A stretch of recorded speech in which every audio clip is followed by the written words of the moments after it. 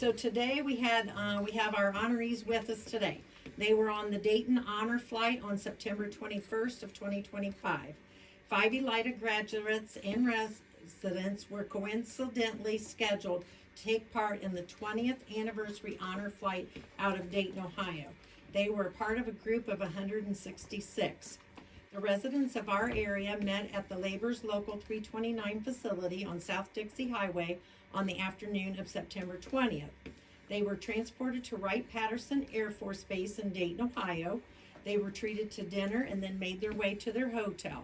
At 3 a.m., they reunited at the base and made the preparations to fly to Washington, D.C. Generally, the honorees fly on commercial flights, but because this was the 20th anniversary of the Dayton Honor Flight, they were treated to a flight on a C-17, a military plane. The day was spent visiting military memorials, and they saw their historic sites in Washington, D.C. They returned to Wright-Patterson late on Sunday evening. There was a large welcome home for military personnel and families. They were fortunate to be able to spend the night back at the hotel and return to Lima on Monday. Friends and family met them at the Lima American Legion Post 96 to conclude their trip. Now we'll turn it over to Jason. Alrighty, so we're going to start with Tom and then go around. I need each of your guys' names along with the year that you guys graduated, what school you guys graduated from. I graduated from Elida in 1968. What's your first and last name too? Lehman. There we go, alright. Gary Broshes, Elida, 1968. Larry Flick, I graduated Elida in 1965. Denny Musselman, graduated Elida in 1967.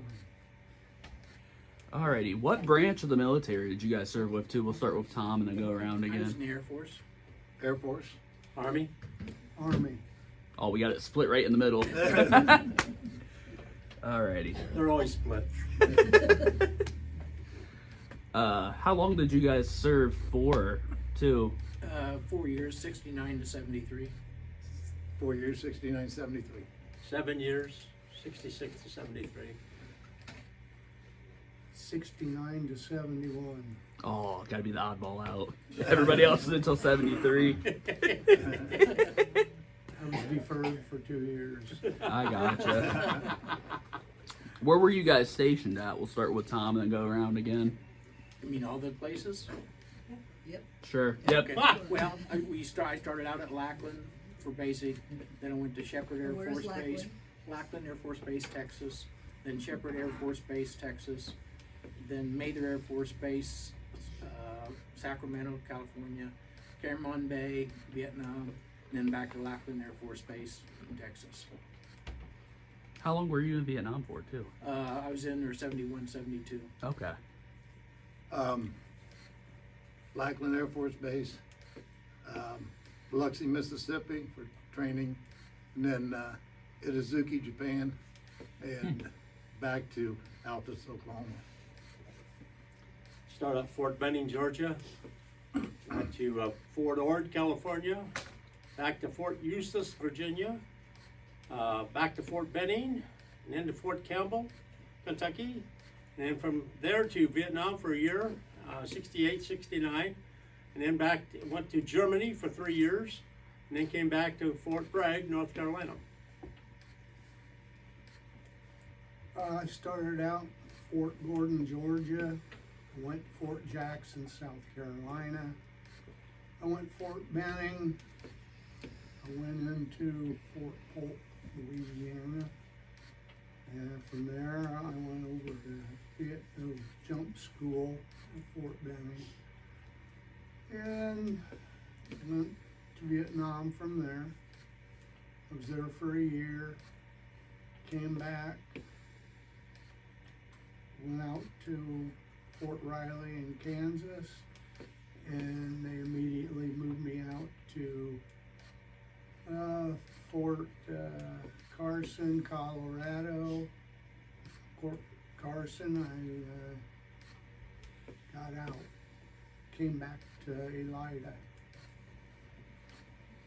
Cool. All right, kind of curious. This one I just came up with off the cuff though. My grandpa was in the military. He was in the Army during the same time you guys were in. So I'm just kind of curious, how many states have each of you guys been to too? I mean, while we were in the military, Just over. Yeah, while you guys were in the military. Yeah, we'll go with that. just states. I was just in California and Texas. Oh, okay. State-wise, I've probably been in 48 or so. Military-wise, I was in four Okay. different states. Well, I've been to 49 of the states, but in the military I was about, maybe 7 or 8 states. Okay. I was in about 7 of them. Fort Benning, Fort Mhm. Gordon, Fort Carson, Fort Polk, Louisiana, and Seattle for a short Oh, time. Washington. Yeah. Way up north. Yeah. That's cool. Alrighty. What was your guys' jobs in the military too? We'll start with Tom I and go worked around in the again. hospital. I was in the dental section of the hospital. Okay. I was an air traffic controller. I was an officer, mostly transportation. Okay. Point in a recon unit for 8.5 months. Alrighty. Did each of you guys enjoy your honor flight experience? Let's start with Tom. And Oh then- yeah, it was a great experience. Yeah. Yeah. Was it? Recommend it to everybody that Yeah. to go. Yeah, it was great. Yeah, it's something everybody needs to do. Yeah. What was your guys' favorite part, if you guys had one? The barbecue, I think. Was it a good barbecue? Yeah, Mission Barbecue. Had it twice, didn't we? I don't know. I didn't have any one particular, Okay. but I mean the welcome back was good.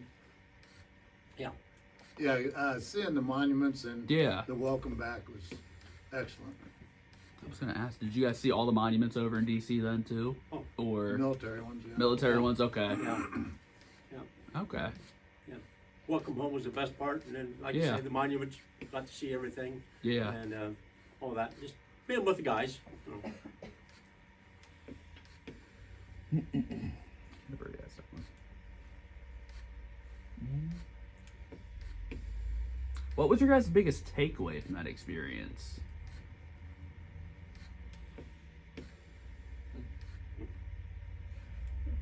I don't know. That's a tough one.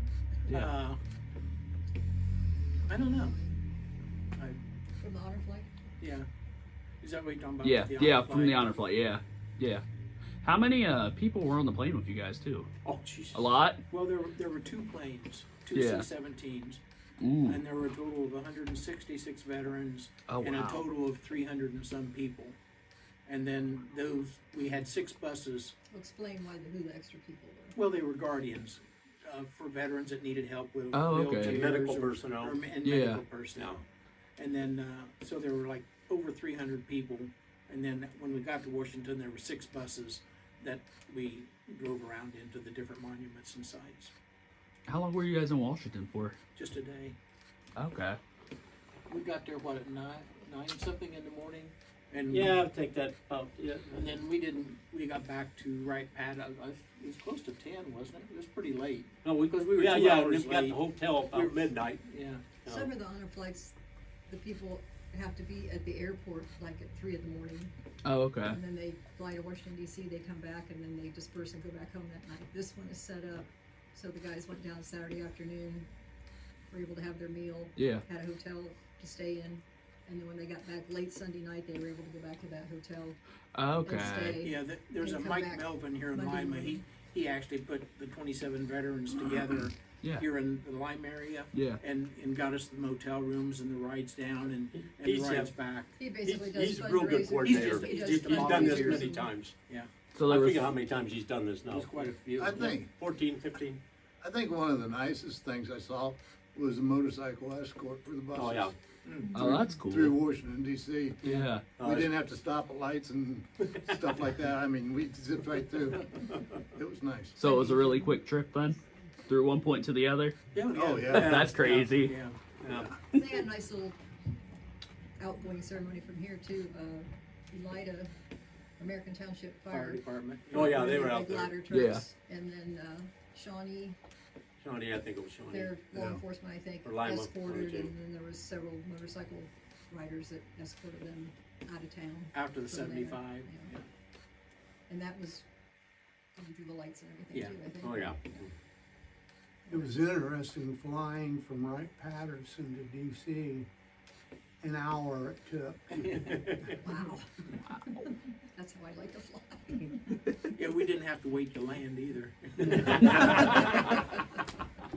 That's because you had an air traffic control. That's right. Well, Gary was, tell him you were up in the cockpit. I got to go up in the cockpit and Oh, landing wow. at Andrews Air Force Base. You landing, Dee? You two do? That was I thought it was a kinda good rough. experience. Yeah. Yeah. And you also had another thing that you were able to see in Oh. Washington D.C. on the tarmac that wasn't expected. Yeah, when we landed at Andrews, of course, got unloaded our planes and got onto the buses, but then while we were waiting for everything to get everybody loaded, then you could see off to the left was another C-17, and they were loading up the cars and vehicles for the Trump and Vance trip out to Arizona for the Charlie Kirk funeral. So we have Okay. photo, it's in there, of them getting ready to load the cars onto the plane, and then on further down on the tarmac was Air Force Two and then Air Force One waiting there on the tarmac. I think they told us there was between an hour and a half between when we Yeah. landed and they were going to take off, so they were trying to get us out of there. So. But that was pretty neat to see that the cars lined up to get loaded onto the plane Yeah. and so forth. The gate, they close at Andrews when the president arrives. They close it down. You can't get in or out, so. So you guys had to move on. Yeah, we had to get out They of wouldn't there. let us stay. That's cool. funny. I want to hear the story about the monkey. Denny, I told him about your monkey over in Vietnam. He was my little buddy. He guarded my hooch when we went out on ambush, which was most of the time. And he wouldn't let anybody near my hooch while I was gone. That's a true friend. Yeah. Yeah. And also tell him about your lack of sanity, I guess it is, the one time when you said you volunteered. Oh, going into a tunnel. Oh. I done. Those were called Oh. tunnel rats. Yeah, tunnel rats. Yeah, that's what I was thinking too. Yeah. Yeah, wow. I done a tunnel rat mission. About 3 or 4 of them, and I said, that's enough for me. When he told me that, I said, "What were you thinking, Denny?" And it wasn't Arby's. Can you explain what that meant? Some people might not know what that tunnel rat meant. We started out after we found the tunnels, and you'd send one guy in with the weapon of his choice. That's enemy was fun. And you could carry a pistol, and that was about it. Well, flashlight too. Well, yeah, you didn't want to use it very much. Well, that'd make a perfect target. Well, That's You- an officer for you. Yeah, exactly. I'm sorry? You never knew it was gonna be inside of that tunnel when you went inside of that tunnel. No. And they weren't big, No. but they did have a hospital down there underneath that would house like 150 to 200 injured down there, and they were all NVA or Gooks. Yeah. And I think if you go over there now to visit, they maintain some of those Yeah. tunnels that you can actually Oh. go down and In Vietnam? yeah, Oh wow. that you can actually go and they can show you what they were, like he was talking about. They had some huge complexes underground. Well, they had one, I'm sure it's one real Cu Chi, but that was a big base camp for the 25th Division, and they had that whole area underneath it was tunnels. They would pop up, do some damage, and then go back in their tunnel, and living right underneath them. We didn't know this Wow. until the end, I think, and when they finally figured it out. Yeah, there's a lot in that area. I think Tom has a story about Which towards the end when they were closing down the hospital and he was one of the few people left. Oh, yeah, of course, Cameron Bay was a big base and had a huge hospital there.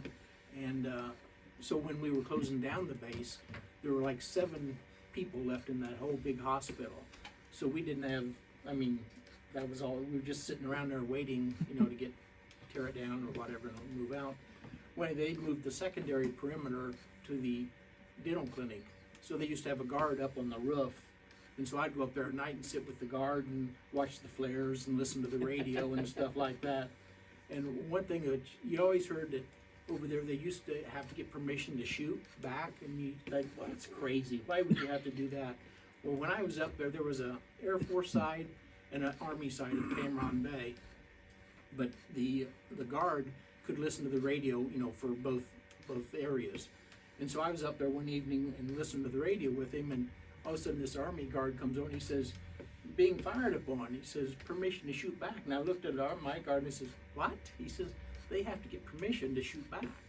And so anyway, I was listening. Pretty soon they came back and said, well, if you feel that you're in danger of permission to fire back, we don't think there's any friendlies in the area.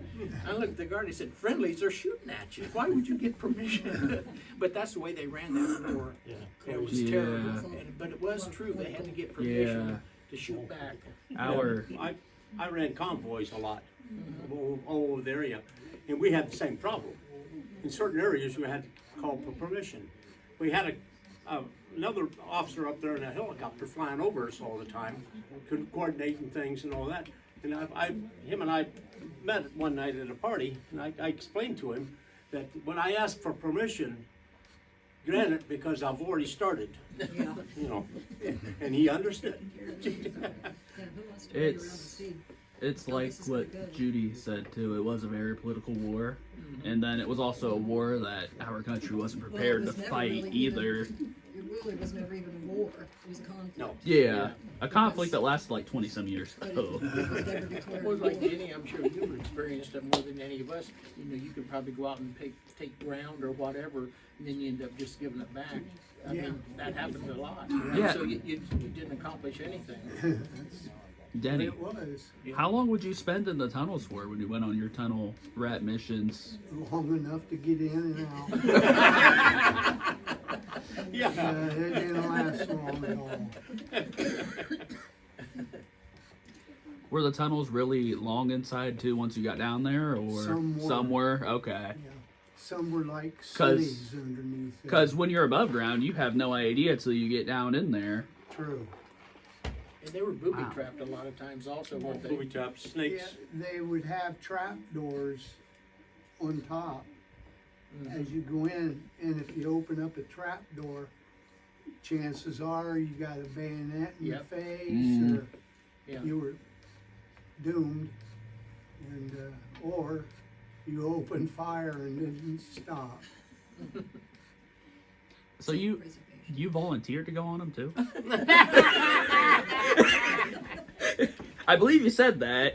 I didn't know they gave you the option to volunteer. I just kind of thought you kind of got picked, but Dumb, It was that macho. but I survived. yeah, There you go. did. That's it. And something else they did over there, and Denny's the one that told me about this, is that you'd get new guys to go out on patrol.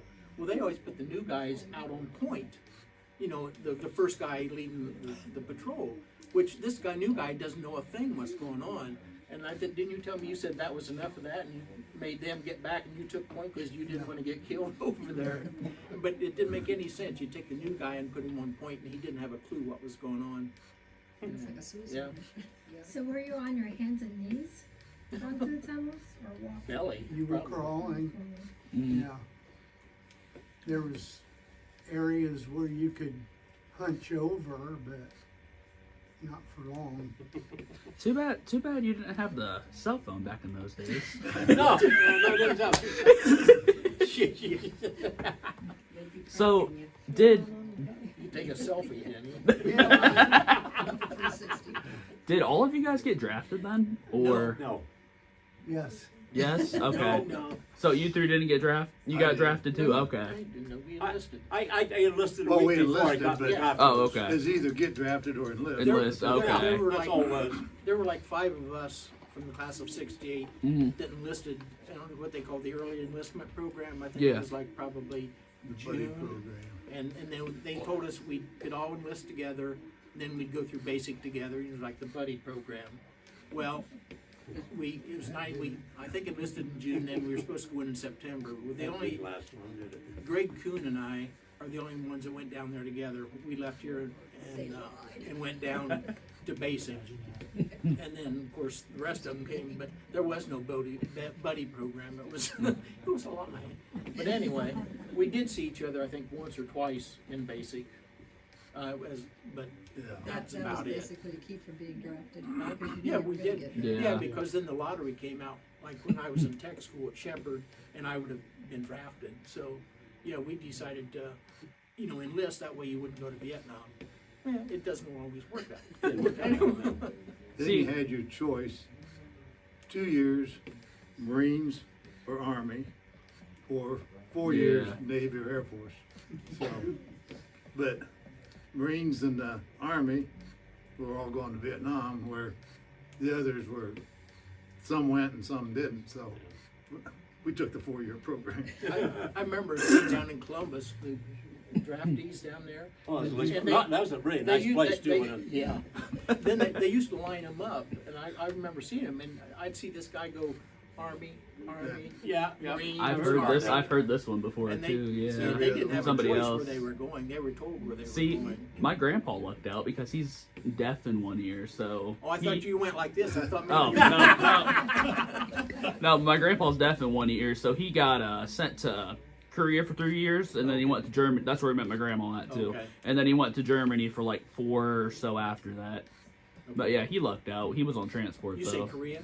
Yep. Now the Korean troops in Vietnam, those were some Oh, hardcore fighting people man. over there. They Yeah. called them rocks. And the Vietnamese were scared to death of those guys because they didn't mess around. They were we had a Korean compound attached to our compound there in Zeon. Nobody knew any. But they were stupid enough to send a mortar into the Korean compound. that wasn't good. They packed up the whole compound and went out after him. They got him. Wasn't pleasant, but they got him. Yeah, when I first got to Cameron across the bay on the mainland, we had a rock outfit there, and so everybody thought that was, as long as they were there, that was good. And then towards the end, the rocks moved, and they were replaced by the Arvin. So it was like, well, let's get out of here because the Arvin they're just gonna run away. What was the So- Army? Army of the Republic of Vietnam. It was the South Vietnamese Army. They weren't necessarily very good. Considered a joke. Before we turned I think they were supposed to take over Right, they Cameron were supposed Bay, to, yeah. but I don't think they ever took possession of it. They They never just took let it go. anything, you know. They always went back to the rear. Yeah, yeah, exactly. Fast as they could, right? Yeah, that- They weren't done. So, No. were any of you guys ever in Saigon at any point? What? Were you guys ever in Saigon at any point? Oh, yeah. What was Saigon like? Real busy city, a bunch of bicycles and motor scooters. Cyclo girls. That was basically it. And it had a nice Yeah. light PX down there. And but yeah, we just go down there for stupid things. I was only there once. That's when we closed down Cameron. Yeah. Flew us in a C-130 down to Tonsanut to get on the bird to come home. That's so I didn't really see Saigon, but I actually landed in Tonsanut. So when did that hospital close down that you were talking about, Tom? Probably When did the It hospital? was Yeah. in '72. May Okay. of '72. Okay. And I mean, everybody knew that it was closing down because Mhm. the people the Vietnamese that worked on base, they started carrying anything they could get their hands on and get off base. And the Corps of Engineers, they went through and they ripped out any air conditioning that was like in the hospitals or any of the units, basically destroying anything except for the buildings themselves and stuff. Were they closing it because Well, we were getting closer to the end of the war? Yeah. Is that why? Okay. Exactly. Okay, yeah. I That's the gotcha. reason we were closing it Tell down. about your weapons. Oh yeah. Well, anyway, on the Army side at Cameron, they used to have sappers, and sappers they were guys that would sneak in with satchel charges, and they called them sappers. Anyway, on the Army side, this happened a couple times while I was there, is they would sneak into the Army side, and then they would have satchel charges, and they'd run through the barracks area and shoot and get people waiting, and they'd actually throw satchel charges into the barracks, into the Army's barracks. And so they didn't do that on the Air Force side, but as we were closing down, there was not many people left. And so we slept in what they called open air hooches. They're covered in wood and stuff, but they were open. And so I didn't want any sappers coming through there because the security was at the end of our barracks, the secondary perimeter. So I moved into our dental clinic and lived in the storeroom for the last few weeks because there were no windows, because they couldn't throw any satchel charges into the windows, you know. And then, of course, we weren't allowed to have guns on base. They actually had our guns locked up. You couldn't have guns on base? No. And so as they, you know, as it was shrinking in, it was still on base, but like I said, the secondary perimeter was the end of my dental clinic. So with no weapons, and I said, well, you know, what am I gonna do if they do happen to decide they wanted to do something? So I actually found a knife and a broom handle, and I made myself a spear. Hey. And I used to, during the daytime, then I used to practice throwing my spear. I said I'd at least take one of them out. Do you still got the spear, Tom, or no? No. Oh man. No, I don't. But I mean, you just do stuff like that. I mean, Well, you just think differently. It but doesn't when matter. they arrived in country, in Long Bend, in our area, we would send trucks down there to pick them up in the 1st Division, which we were in. Well, they didn't have weapons or anything. They don't no helmet, no nothing. They just put them in the back of a deuce and a half, and took them about 45 minutes away to the base camp. And if anything happened, they were defenseless, you know. But that's just the way it was. Yeah. Amazing. And then also, when you first get over to, at least when I got to Cameron, you're called an augmentee. So in other words, if the base gets rockets or something, you're supposed to go to the air police station on base. They give you a gun, get in a Jeep, and go out to the perimeter and help protect the perimeter. Well, the thing is, they never told you where the air police station Oh, they don't was. do anything. And so I got called out twice. First time, by the time I found the air police station, it was over. The second time, we went out on a Jeep somewhere, but nothing really happened. So it was kind of, you know, you have these new guys, they don't give you a gun. You have to go in there and find the air police to give you a gun. It was crazy. I had an interesting experience. Richard Nixon came over to my section of the perimeter. Ooh. And all the enlisted men in 3 battalions are all set to a movie theater and showed movies when he was there, and never knew he was there. And the officers, I had a Jeep, and I just drove around the MPs that were stationed about every 3 or 4 feet all around this perimeter where he was going to be in there. And and it was amazing. They didn't know, but the officers, we found out the night before he was going to be there. We had to do all kinds of spit shine of the perimeter, thinking somebody else was coming, and then at the end, it would end up being Nixon. And, Did you get to meet Nixon, or? no. Okay. Now, you probably seen pictures of him on the perimeter, standing a bunch of soldiers. That was at the end of our perimeter, Okay. cul-de-sac. But they only had, the only thing on them that would explode was smoke grenades. All their weapons and everything else was armed. We had, I don't know, 200 helicopters behind there. We had this, where this base was at, and they were all disarmed for the week before, so nobody could shoot him. And then we had 2 battalions, I don't know if you were out there or not, but of infantry out in front of our perimeter, guarding our perimeter so nobody could, you know, so we weren't allowed to shoot if anything happened because our own people were out there. Yeah, it was amazing. You never bring a president to a war zone. And then, you know, of course, we've been talking about Vietnam, but like Gary was in Japan, and Yeah. you were there 2 years or a year? I was My tour was 2 years. I was there for 13 months. But because, you know, a lot of the, like, the cultural stuff that he saw over there is kind of interesting too. Yeah. So Gary, why did they choose to send you to Japan over Vietnam then? Was there a reason? Well, this is how it worked for me. It was a 2-year tour in Japan. Mm-hmm. They closed the base, and I had 13 months in. So anybody had more than half their tour got sent back to the States under their tour, got sent to Vietnam. So I made it by 1 month. I'm not going to Vietnam. You were talking about not having any weapons and stuff.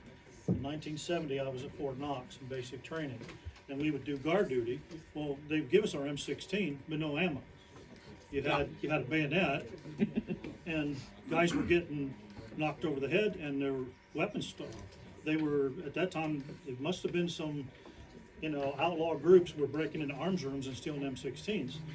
So then they did issue us ammo, which, you know, you're walking around out there 2 a.m. by yourself with nothing but an M16 and a bayonet, you know. It felt a little spooky. Yeah. So what? Tell about the doctor. Remember we went to that fight? Oh, well, I was, when I was stationed in Japan, I had a little accident, and I had to have knee surgery. So they did the surgery where I was at. They didn't have a hospital big enough to do it, so I had to go to Tokyo, which was 700 and some miles away, to get the surgery done. Well, instead of sending me back to my base, and every week go back to Tokyo to, you know, examine, they just kept me there for 8 weeks in Tokyo in the hospital. And and the hospital in Tokyo was one of the first hospitals they sent the wounded from Vietnam before they sent them back to the States. So I met some pretty banged up warriors and some that didn't make it. But anyhow, I got to be friends with one of the doctors there, a Japanese doctor, and he was going to go to Europe or England for a few years to work and study. He didn't know the language very well, so he asked me if we could hang out together and kind of learn the language. And so, sure, you know, I didn't have nothing else to do. So, long story short, he happened to be a ringside doctor for kickboxing in Japan. And he took me to one of the fights, and we sat ringside, right down, I mean, the first row ringside. And pretty soon, the Japanese people come over and talked to him, and he told me, we're going to have to go to the other side of the ring. I go, okay, whatever, you know, I'm just along for the ride. He said, where you're at right now, you're on TV and they don't want an American on Japanese TV. So I had to go to the other side. I think that's discriminatory. But it was close enough that the blood splattered out on you from the fighters. But anyhow, after the fight, he took me around, took a tour of Tokyo, and took me by the emperor's house or where he stayed and all that. It was really cool. nice. And their system over there, remember their public restrooms and stuff? Well, if you ever get to go to Tokyo, take a taxi cab ride through Tokyo, because that's an experience of your life you'll never, ever forget. But anyhow, this is back in 1970. They're pretty, if you get away from the big city, it's a third world country. And of course, they usually only have one restroom, and that's for men and women both. And there's, I hate to say this, but there's no partitions between the toilets. So Mama-san was over here sitting on the toilet, you're at the urinal here, relieving yourself, and that's the way it is. So, familiar, doesn't it, Denny? Hirohito would have still been emperor at that point too, right? I think Showa would have been the emperor, I believe. I think so. Did you see the emperor when you saw his No. house? You didn't see him. No, Okay. just a big old mansion, and it's all lit up. Was there still remnants from World War II bombing raids and stuff that were still present that you Not remember that I seeing? saw. You don't remember seeing it? Okay. It was Because it was only like what? actually Tokyo looked almost identical to New York City, Did it? except Wow. the tall skyscrapers. But I mean, Yeah. it was all modern, and all the American companies over there. You know, the all the hamburger joints and all the food places. And, I mean, it was Back in the That was- 70s too? yeah, that Wow. was modernized. Yeah. But you get a mile away from there, and it's all back world country. I mean, it's because we'd take from the base down there. We'd take, you know, just for something to do on the day off, take a drive out in the country and stuff, and maybe find a place to eat or something out there. Which you had to point to the menu because you couldn't Yeah. speak or know the language. But it was Mama Sons are working in the rice paddy. Papa Sons are drinking sake and then going out and working. And it's just, you cannot believe, you know, how it was back then. Of course, it's all modernized now. I'm So- sure, but For you guys who were in Saigon, was Saigon like Tokyo or not? It was really, Get her out in Saigon, so I don't it know. was low level. It was just a mess. Only officers, you know, got to run around Saigon. But yeah, it was. Saigon wasn't, you know. Yeah. It's just. Denny, did you go on R&R? I did. Where'd you go? Australia. Oh, I wanted That's to where they go. serve monkey brains. They were good.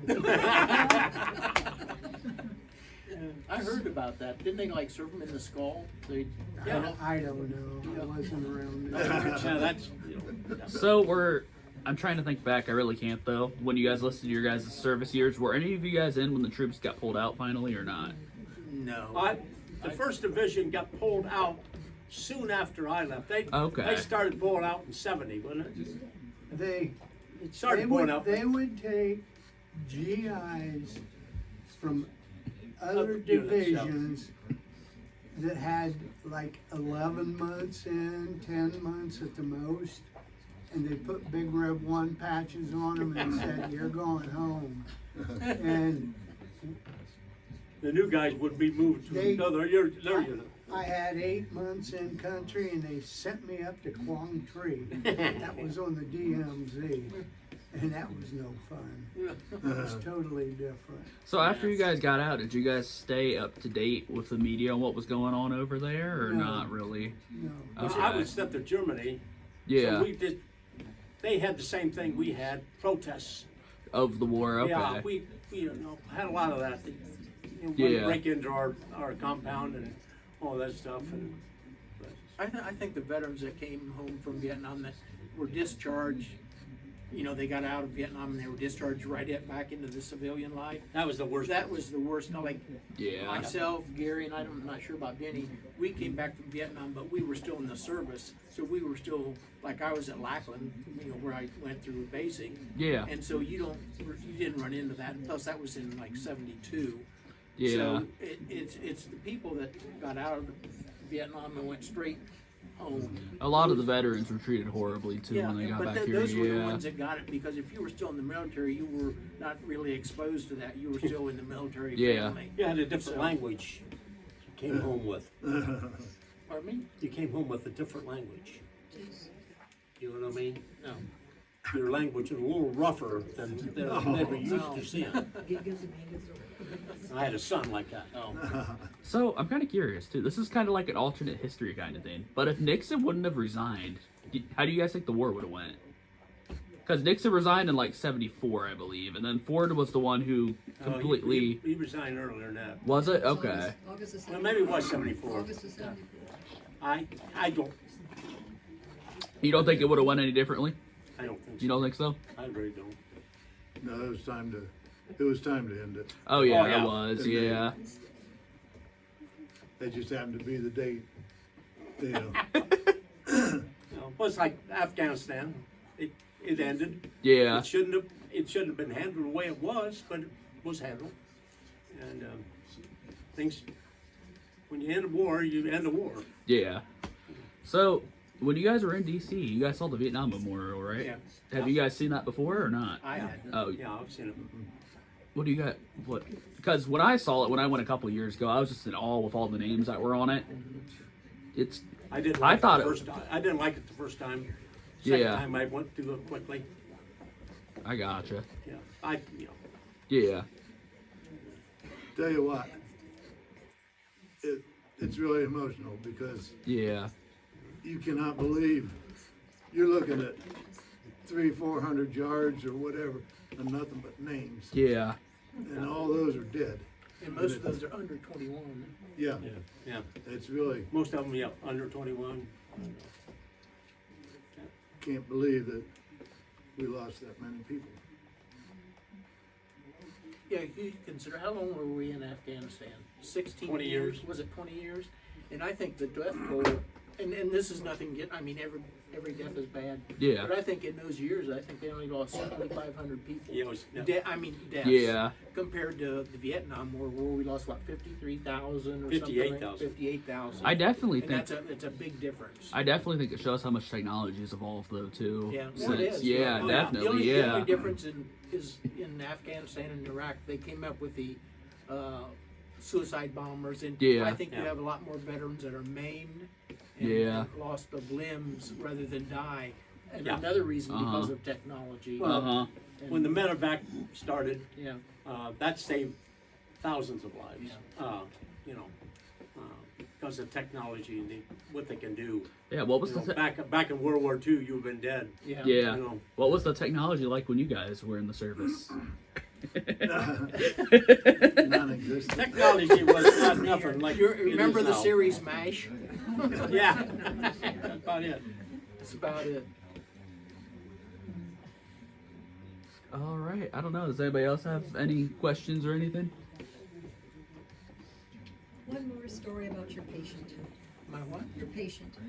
Oh, you mean in Vietnam? Yes. Oh, Quick, okay. quick story. Anyway, when I worked in the dental clinic at the hospital there in Cameron Bay, but there was no more dentist. I was the only person in the dental clinic. So I had a sergeant come over from the Army side with his papas on. He said he had a toothache. And I said, we don't have a dentist. I mean, I don't know what to do. So I looked in the poor guy's mouth, and you know, they didn't have dental care over there anyway. And I think the guy probably had 6 or 7 teeth in his mouth, and they were so bad, like if you look up the gum, you could see the root of the tooth up there. I mean, and he was hurting. And he says, well, can you do anything? I said, well, I don't know. I'm not a dentist. He says, can you pull them out? I said, I don't know. So anyway, I can try. So anyway, I you know, I'd seen enough, you know, shooting the Novocaine and stuff, and so I loaded up the Novocaine and shot the guy up and pulled all of his teeth, and the guy got up and thanked me, and they left. So I pulled 6 or 7 teeth that day. That was my story. But I mean, it was probably better off. The only thing is, if he would have had a reaction to the Novocaine, which I Yeah. wouldn't have known about, Yeah, you wouldn't be here. I wouldn't be here now. But anyway, that was my dental story of the Hey, of the war. Denny, whatever happened to the monkey too? You know whatever happened to the monkey or not? Yeah, when I left him out there Mm, at the fire support base. And Who knows? who knows? yeah, But, we had a monkey too, and what happened to her and the dog, I don't know, but there was a reason why we were the only ones to have dogs and monkeys. They ate them. Yeah, they ate them. Yeah. So Good times. never saw a cat. Except the Chinese restaurant. Well, that's Wait, right here in Lima. I'm about to say they didn't have Chinese restaurants over there, did they? Or No. yeah, I'm about to say. What did they have them in Japan or not? I can't believe No. what they had for food. And the way They- the stands. Denny, remember Nuke Mom? Have you ever hear that? no, It was a dish that the mama sons used to bring on base, and what they would do is they'd bury fish in the ground, Yeah. wrap them in banana leaves, and leave it in the ground for about 30 days. It's like kimchi. Yep. The And- Koreans. And then they would bring it out, and then they'd cook it for lunch, you know, in our hooches. Yeah. And I tell you what, no. Well, they're They kept wanting you to try Yeah. to eat it, and I said, I don't think so. We I better don't the eat beetle rotten nuts. fish. Oh yeah, the beetle nuts. They ate these nuts. It turned the mouth all red. All their But teeth. it was because their teeth were so bad. This had a narcotic in it. Mhm. It They took away turned the their teeth pain. black, so they'd chew on beetle nuts. And then they'd smile and nothing but black teeth. Remember that? It'd be the little old lady, so and they're all black teeth. And they're smiling. Yeah. Oh man. What did they get? They got monsoons over Vietnam too, didn't Oh, they? yeah. Yeah. Oh. It was a little. It would rain for 6 months. You ever watch Forrest Gump? I've heard stories He from my was talking grandpa. about I've heard the Forrest rain Gump going before, up too. sideways, Yeah. you know, and came down, up from the bottom. Yeah. You know. I've heard stories from my grandpa about him, just from the Korean side of it. You can but, see them. You yeah. can see them going down the road, going down. You see it coming, so you cover up everything you wanted to cover up, and then there it come, and it'd rain for 2 more days or something like that. Did Japan get monsoons too? Yeah. Okay. Yeah, Okay. not- About everybody. probably About not everybody as over bad there. as the Okay. Forest worms dense. Yeah. Yeah. But I tell you what, the Vietnamese made good French bread. They did. I don't know how many. I ate that. I stuff. never heard of it. You're kidding? Mama Sons used to bring it in all the time. Well, we would. I'd eat lunch with them. They'd bring in shrimp. We They'd never. bring in lobster. Never seen any of that.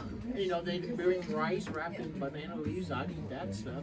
We throw hand grenades in the river. Watch them come out. That would work, wouldn't it? Yeah, that's pretty good, Denny. Alrighty, guys. Well, I think we're gonna wrap it up. I just want to thank each of you guys for coming out here and sharing some stories, and I want to thank each of you guys for your service too. Thank you, thank you. Alrighty, this is First of all, if we could, let's give these gentlemen Yeah, a round of applause. for them serving our country and representing Elida. and being here to share the stories That's too. right. Yep. Being here to share the stories. Alrighty, this is Jace McDonald signing off.